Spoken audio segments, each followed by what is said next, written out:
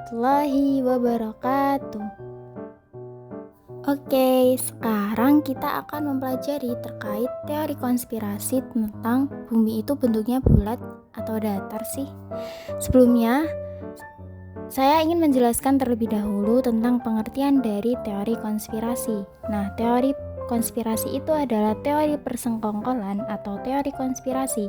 Adalah teori-teori yang berusaha menjelaskan bahwa penyebab tertinggi dari satu atau serangkaian peristiwa, pada umumnya peristiwa politik, sosial, atau sejarah, adalah suatu rahasia.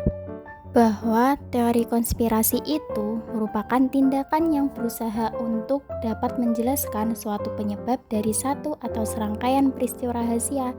Nah, sedangkan teori konspirasi sendiri itu merupakan sebuah teori yang berusaha menjelaskan penyebab utama dari suatu peristiwa atau serangkaian peristiwa.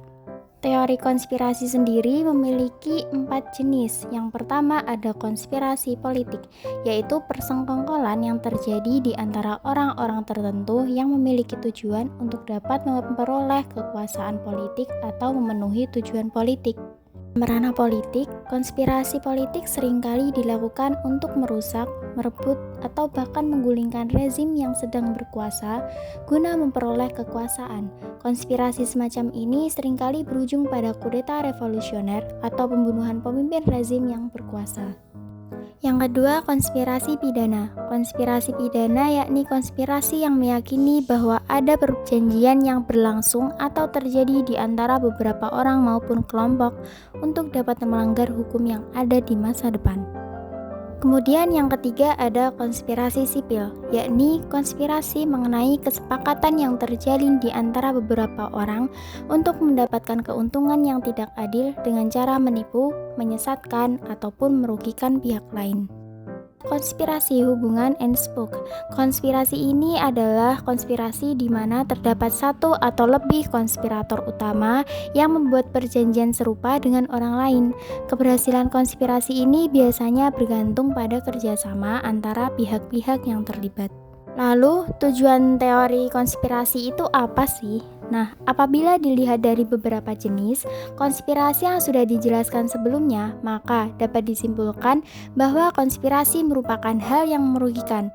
Pada dasarnya, masyarakat tidak mengetahui apa tujuan dari kelompok atau orang tertentu melakukan konspirasi karena peristiwa yang dilakukan itu bersifat rahasia. Nah, oleh karena itu, setiap konspirasi menurut jenisnya itu pasti memiliki tujuan yang berbeda. Lalu, apa tujuan lainnya? Yakni tujuan konspirasi yaitu untuk menyalahkan salah satu pihak atau untuk menggiring opini publik terhadap suatu peristiwa serta isu yang saat itu mendapat sorotan publik dan dinilai penting. Konspirasi sendiri dapat terjadi di mana saja, seperti lingkungan bisnis, lingkungan kerja, kawasan regional, negara, ataupun dalam cakupan yang lebih besar yakni tingkat dunia. Tetapi, walaupun tindakan dari persengkongkolan tersebut terjadi, sangat jarang bahwa ada suatu pihak yang mampu membuktikan konspirasi tersebut kepada publik karena tidak memiliki bukti yang kuat. Hal ini dikarenakan sifat kerahasiaan dari konspirasi tersebut dan hanya diketahui oleh pihak-pihak yang terlibat saja. Jadi, bumi itu bentuknya bulat atau datar. Nah, sains modern sendiri telah memberikan pemahaman yang sangat mendalam mengenai planet yang kita tempati saat ini, mulai dari usia bumi yang terbentuk sekitar 4,54 miliar tahun yang lalu, bentuknya yang bulat sempurna, hingga menjelaskan mengapa bumi merupakan satu-satunya tempat yang cocok untuk dihuni di dalam tata surya kita.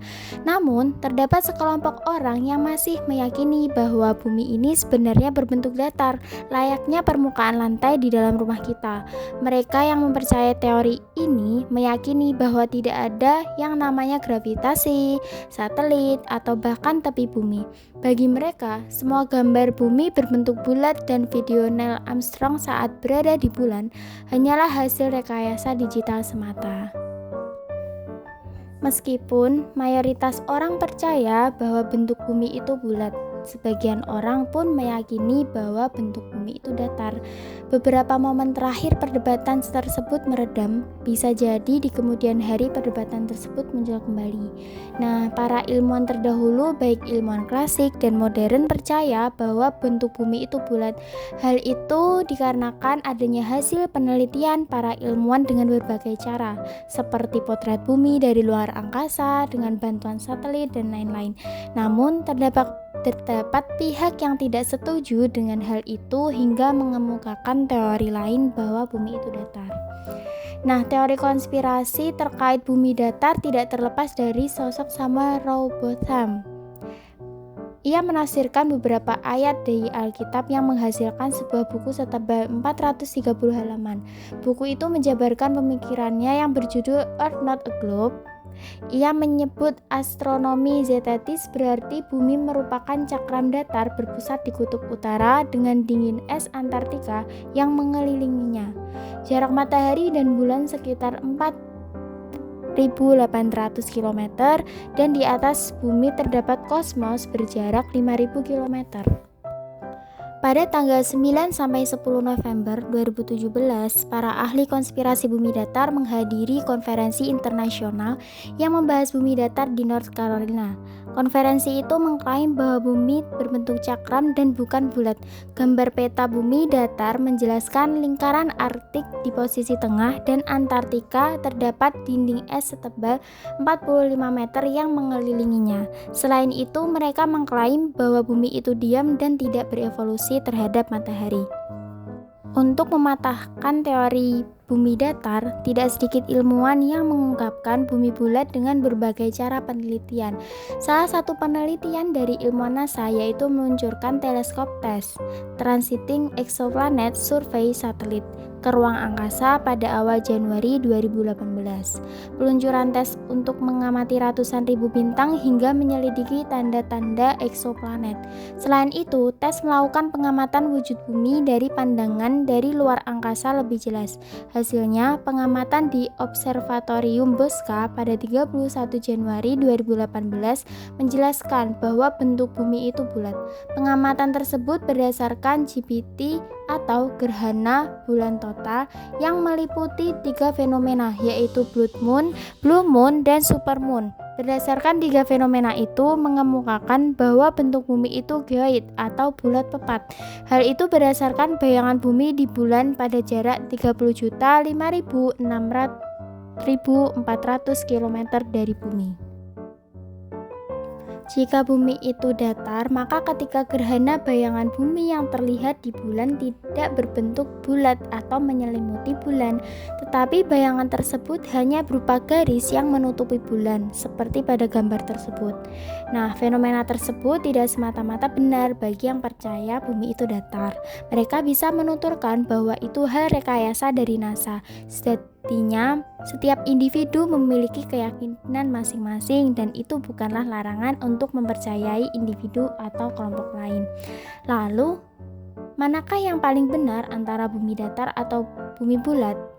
Secara sains dan bukti-bukti ilmiah itu yang disodorkan para bumi bulatlah yang benar. Tepatnya bumi berbentuk bola pepat pada kutubnya. Terdapat suatu anekdot yang perlu direnungkan. Jika kita dapat melihat bahwa Mars, matahari, dan benda luar angkasa lainnya berbentuk bulat melalui teleskop, mengapa bumi harus berbentuk datar? Nah, munculnya logika bumi datar dapat dipahami karena berbeda dimensi ukuran.